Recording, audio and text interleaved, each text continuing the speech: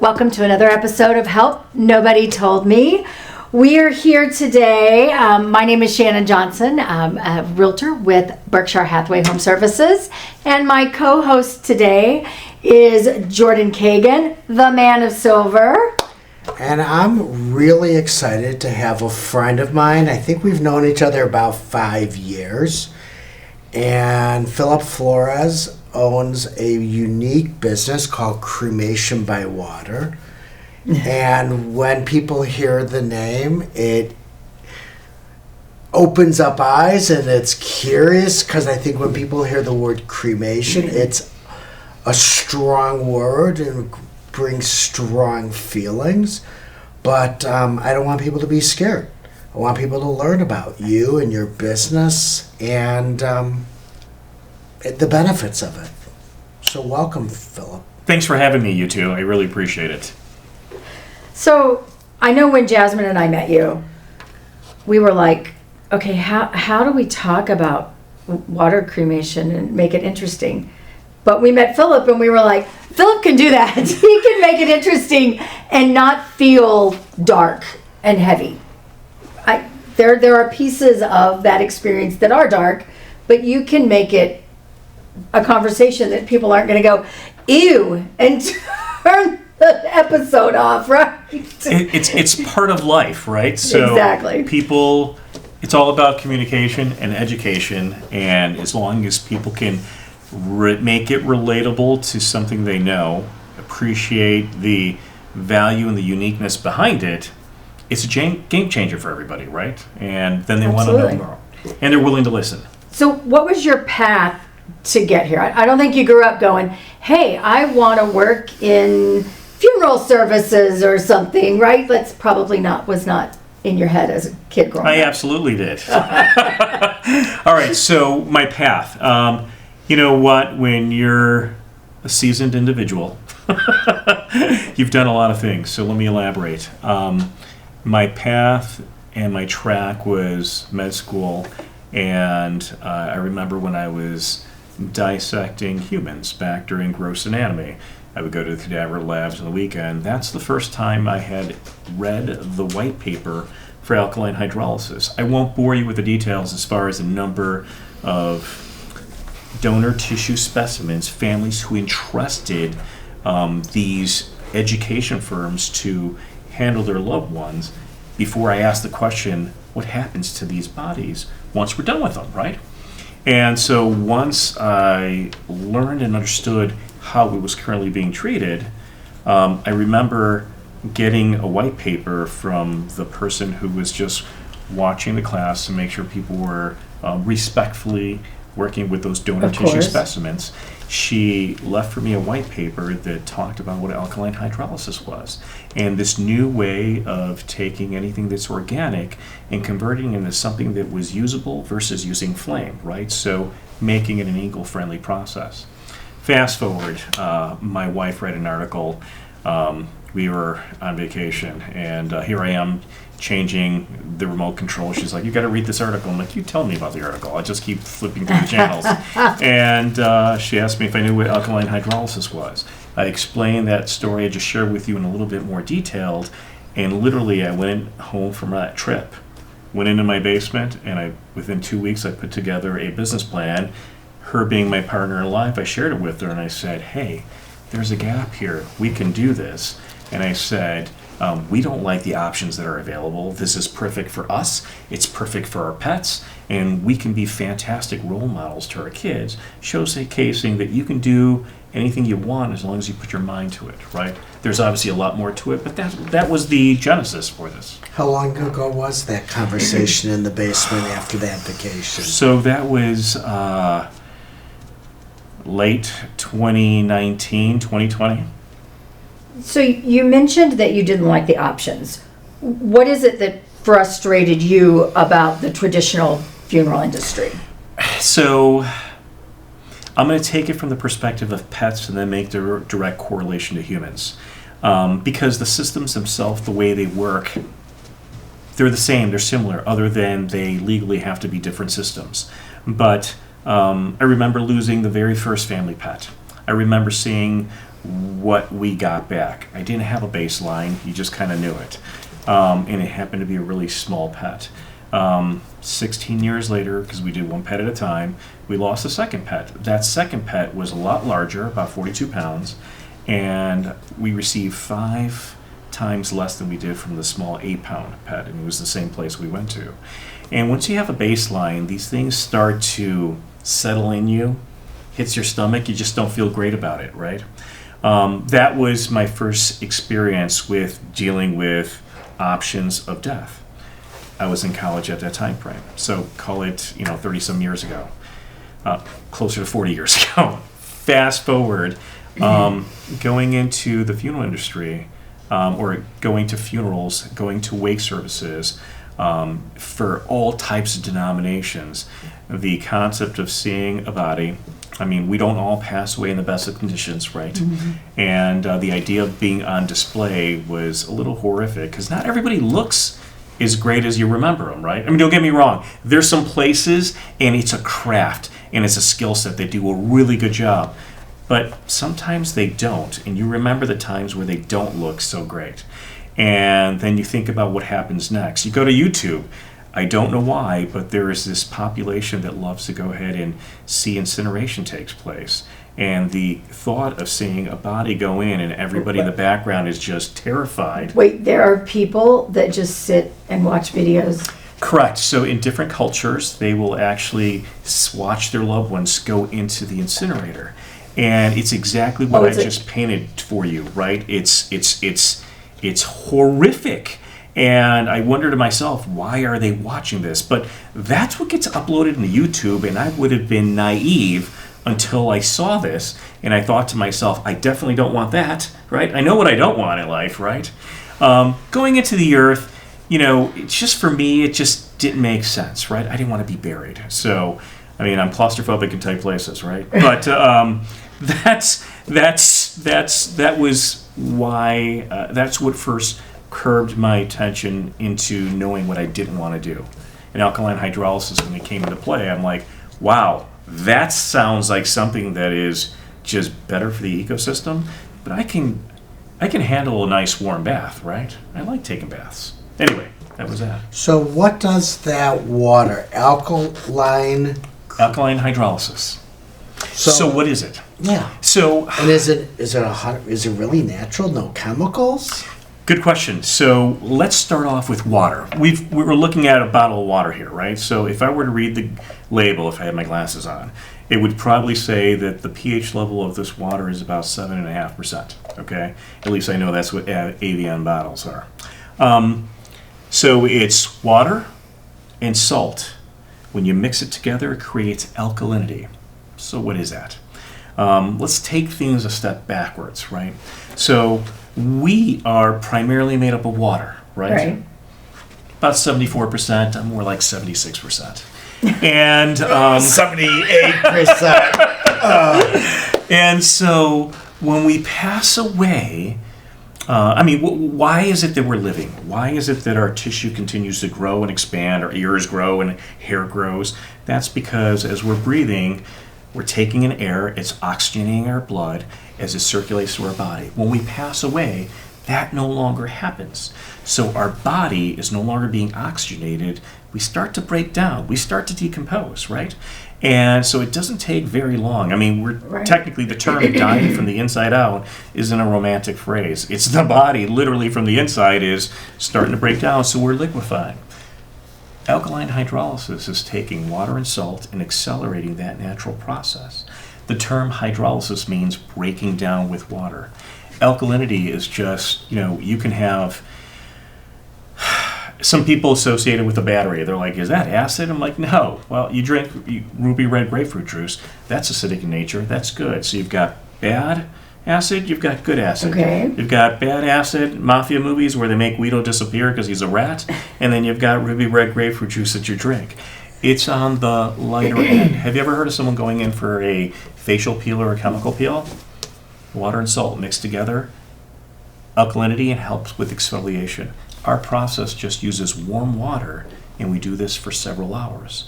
So anything that's organic in our body is accelerated and slowly but surely breaks down, And what we're left behind with is the most beautiful and the entire essence of who we are, which is our bone structure. That's why family members get back just their loved one's remains. And no, you're not getting back an entire skeleton, right? Because there's a dehydration process to remove the moisture. But literally, it's converting anything that's organic into gray water, and the bones themselves are pathogen-free, safe to handle. They're gorgeous. It's like going to the Field Museum and looking at dinosaur bones. And then they're converted into a fine powder, and family members get back something that looks like a bag of flour, light in color, fine in texture, and it's the equivalent of fertilizer because it's calcium, phosphate, and minerals. It's just an eco-friendly process.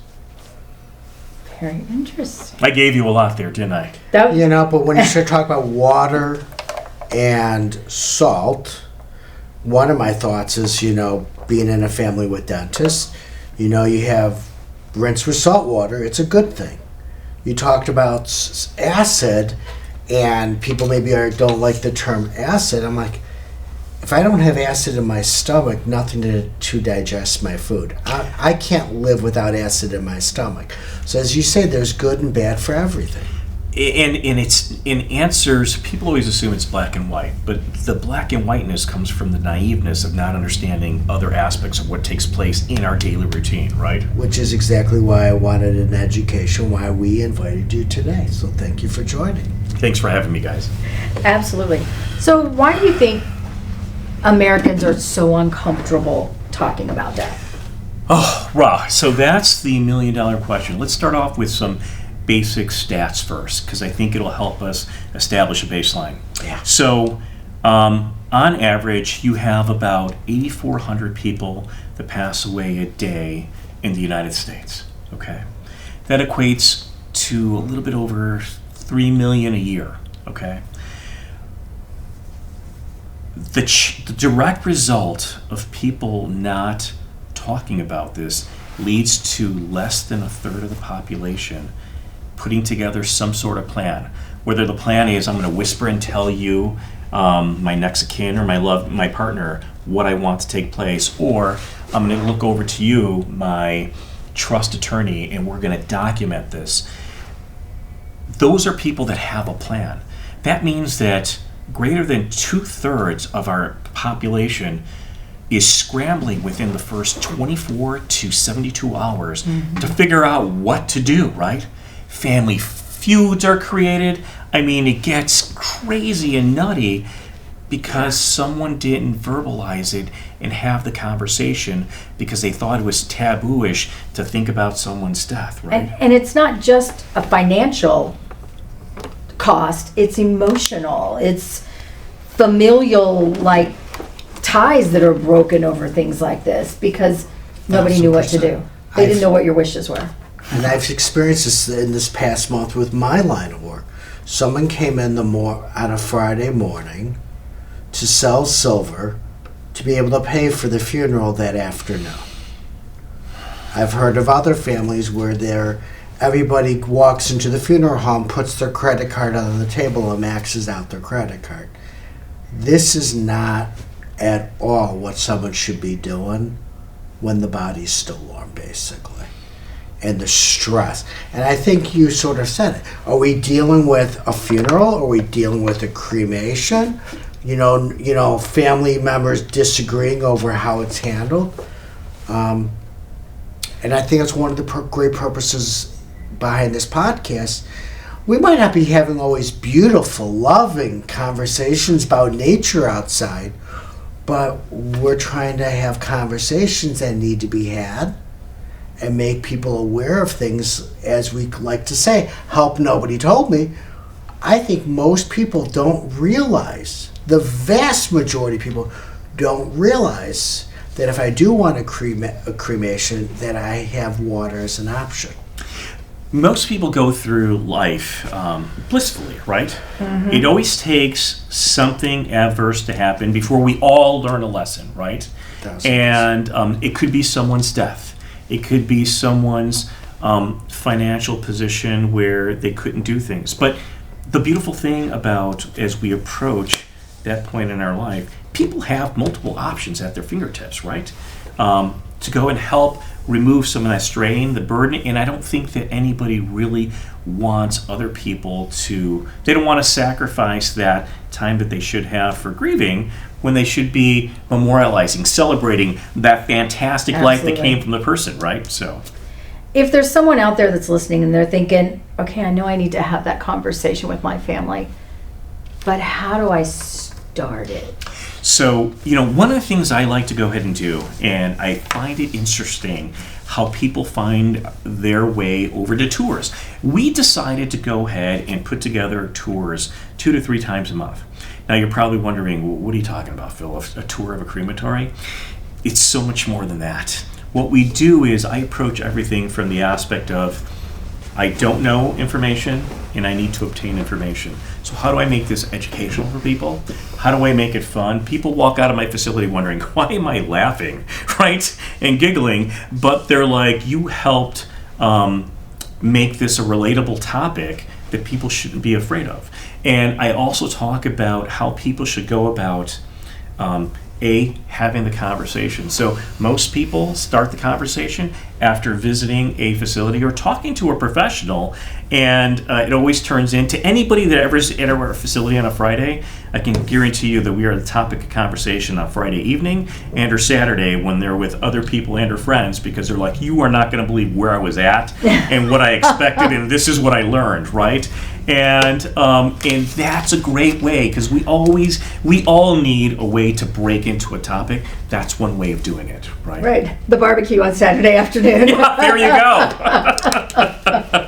Can I hydrolysize that grilled chicken? How do you like your chicken cooked? Your steak cremated. That's how my dad, he made recipes. When people said, how do you like something, he would say cremated.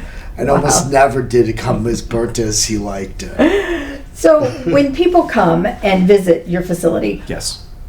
what are they most surprised by? Oh, so first off, the transparency that we currently have. So when people walk into Cremation by Water, we've got a reception room, but I've got a large window that looks into the facility, because transparency is important. When you don't know what takes place on the other side of the wall, that could be a little Unnerving. Yeah, it really could be.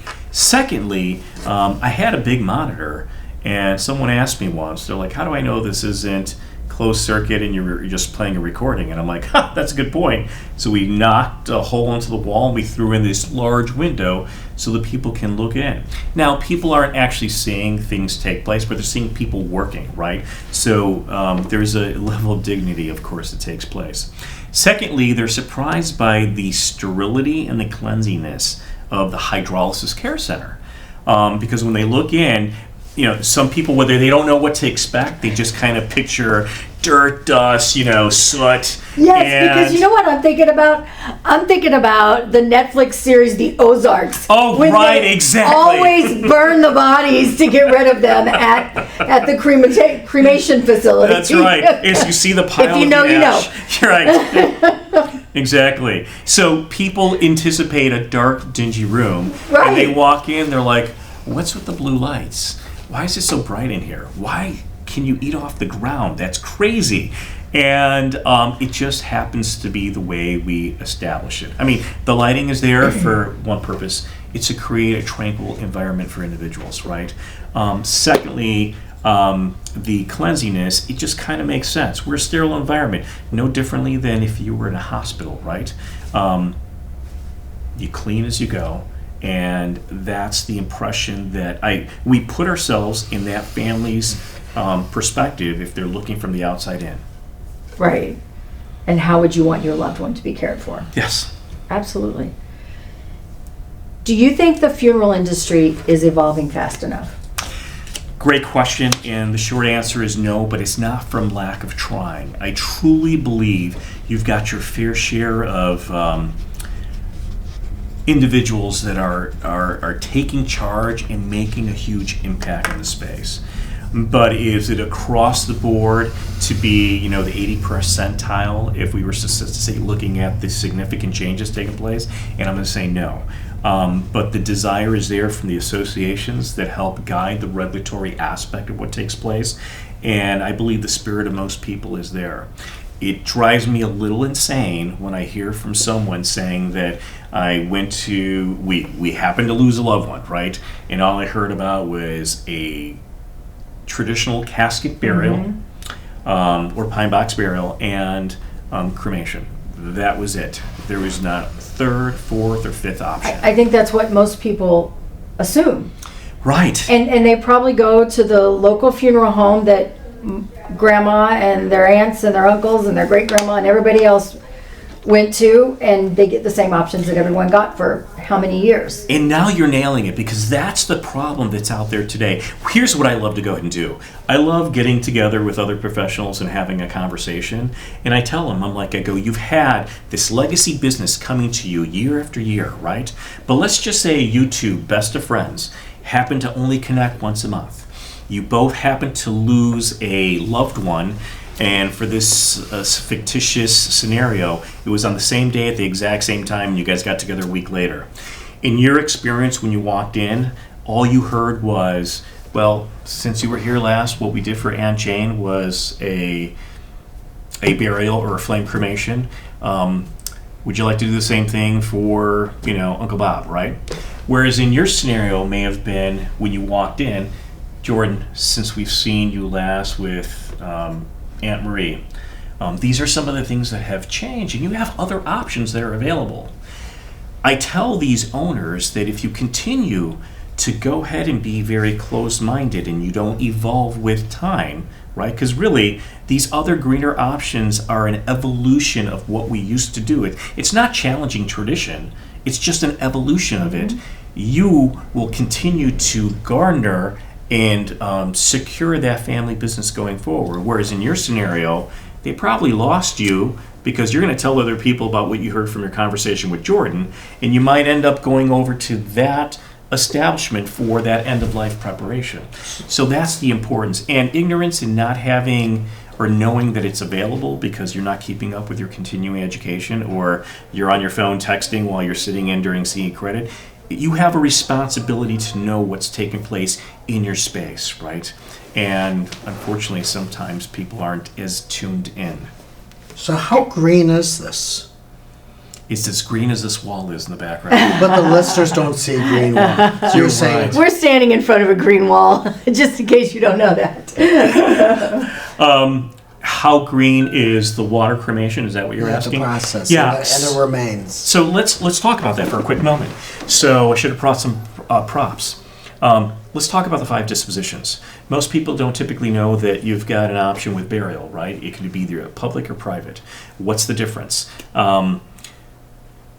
There are some townships out there that have their own cemeteries, and because they have their own cemetery, your tax dollars go into it, which means they're funded and they're well maintained. Some churches have their own cemeteries. Some of them may be a little dilapidated because they're not bringing enough funds, right? It's not a regiment, but they do what they can.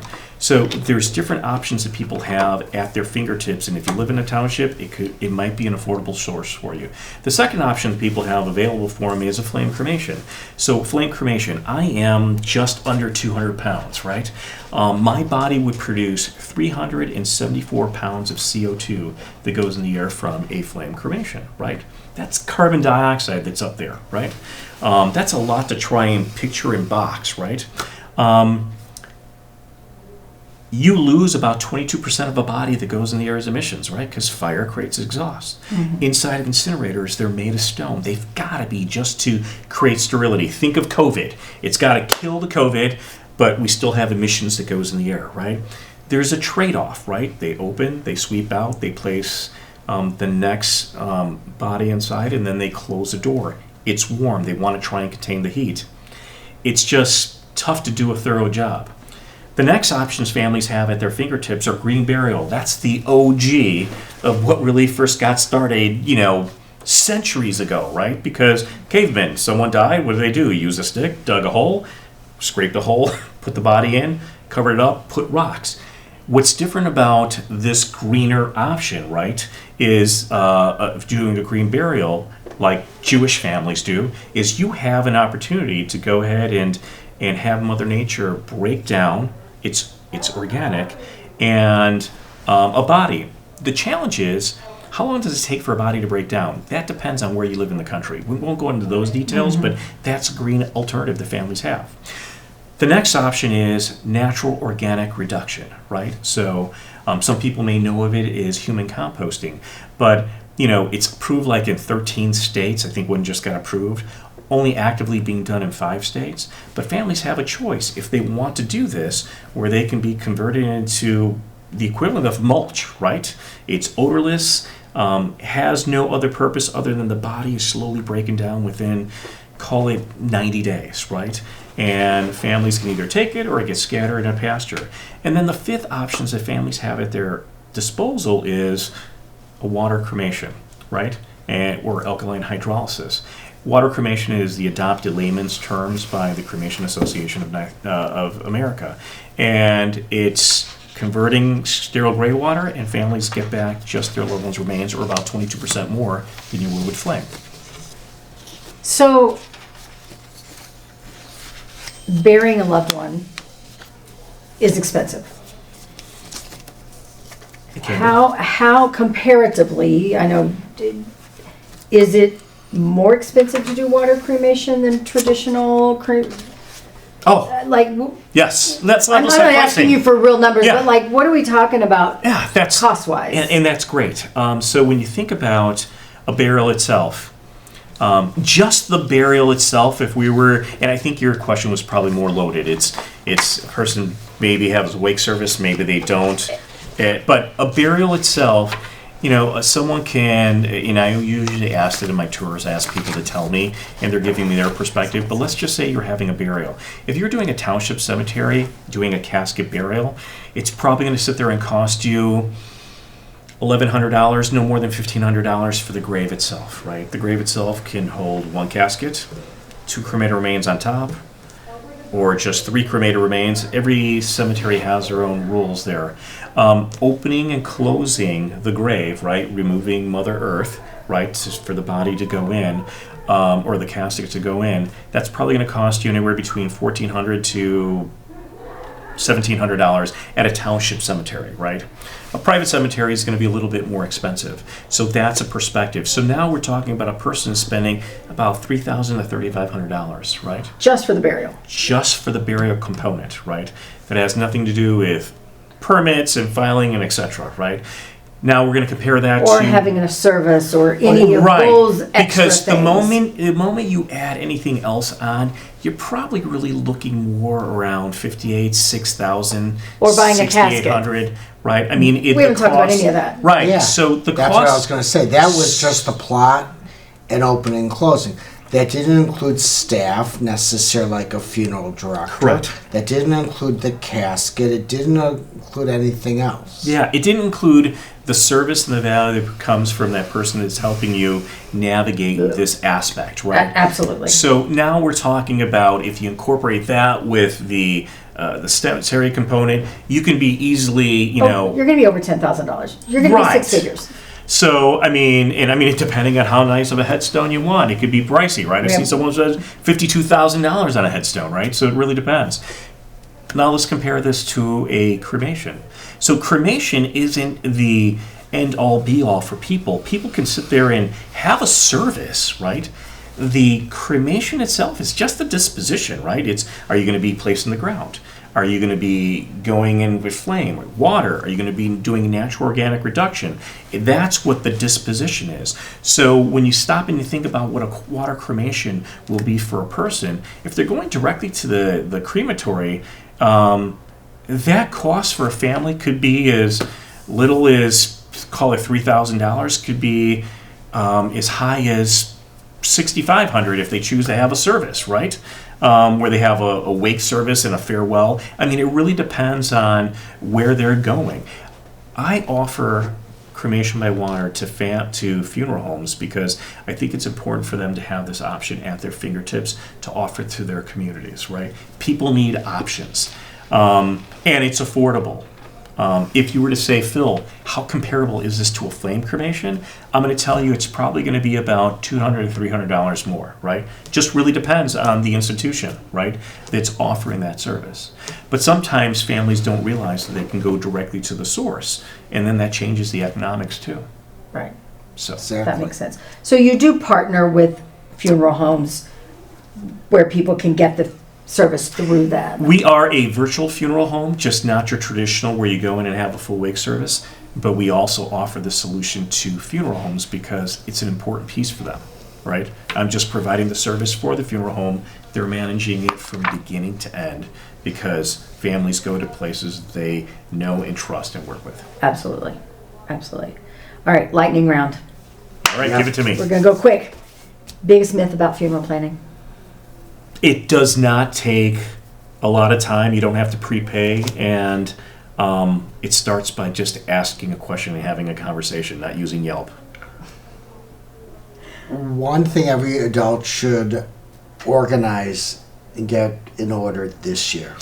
They should at least have a conversation or a checklist for the things that they need to put together for themselves. So letters that they want to leave goodbye, write your obituary, and share with people what your wishes are so the families don't fight, argue over what to do with you, so you're not sitting in a morgue.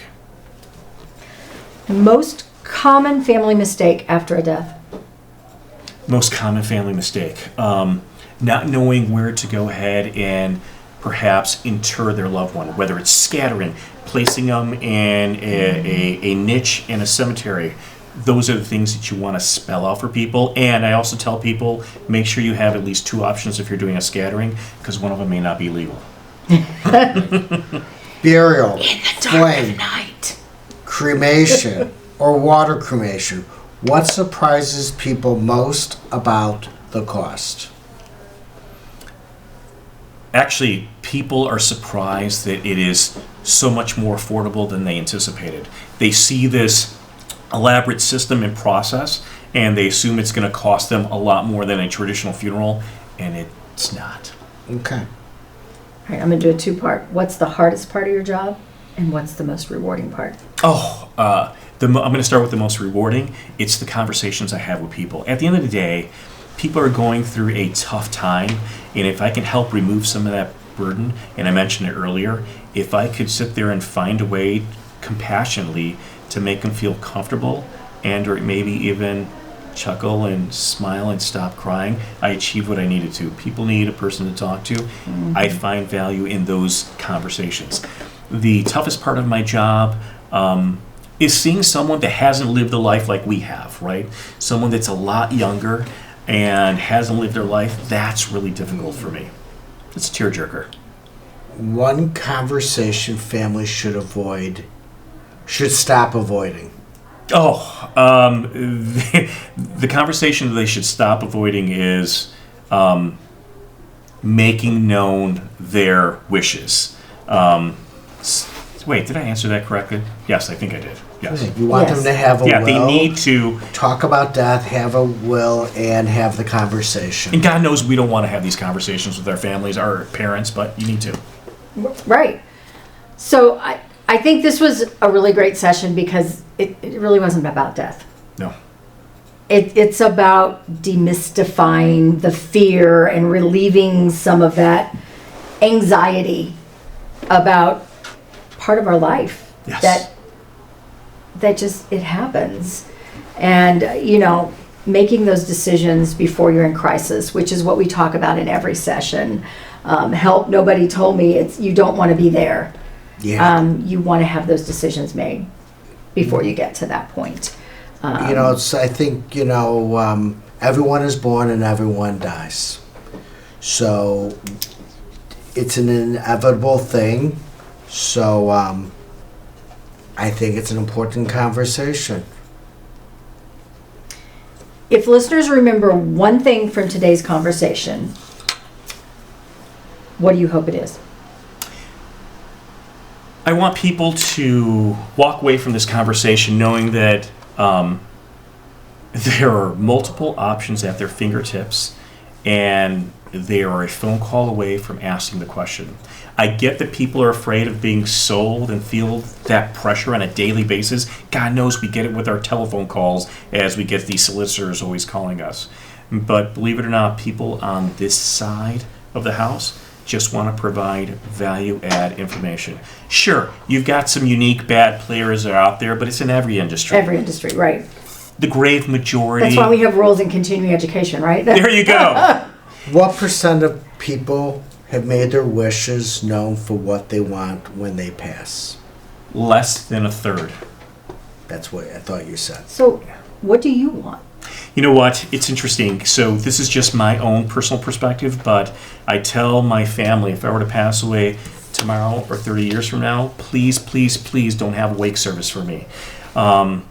Never, ever, ever will someone say you look better today than you did 10 or 15 years ago, right? So I already have that picture carved out. Secondly, I want, there's a big difference in this industry. You can call it a memorial service or you can call it a celebration of life. And if my family wants to have a celebration of life, they can do it because I'm loose on that. But go to my favorite restaurant. Sangrias, margaritas, tapas, and laugh at all the ridiculous things I've ever said and done. There right? you go. That's what it should be.